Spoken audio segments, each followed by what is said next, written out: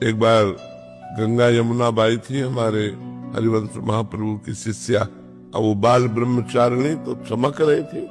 अब पुराने फटे पुराने कपड़े पहने यमुना स्नान करके जा रही थी। अकबर बादशाह का भांजा अजीज बेग शायद उसका नाम था, उसने दूर से देखा इतनी सुंदरी स्त्री तो उसका मन काम से युक्त हो गया।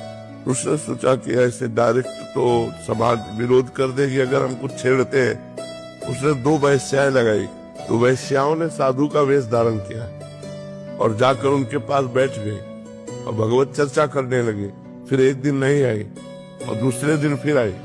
तो उनका कल आप नहीं आई थी? तो बोले हमारे यहाँ एक बड़े संत आए हैं, उनकी सेवा में हम लोग थी, तो अगर आप चाहे तो चले, आप भी दर्शन कर लें। तो उनके साथ मथुरा चली गई। जब महल दिखाया तो पहली शंका हुई कि संत महल में कैसे। फिर उनका संतों का क्या, महलों में कोई बुला के रख ले तो अंदर गई। जो अंदर गई बाहर से सिटकिनी मार दी, दरवाजा बंद कर दिया।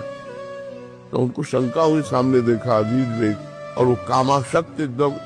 जो आगे बढ़ा तुमका रुक जाओ, कदम आगे मत बढ़ाना, मुझे असमर्थ मत समझो। आंख मूंदी श्री हरिवंश श्री हरिवंश श्री हरिवंश श्री हरिवंश। जय महाप्रभु का नाम लिया, श्री हरिवंश श्री हरिवंश।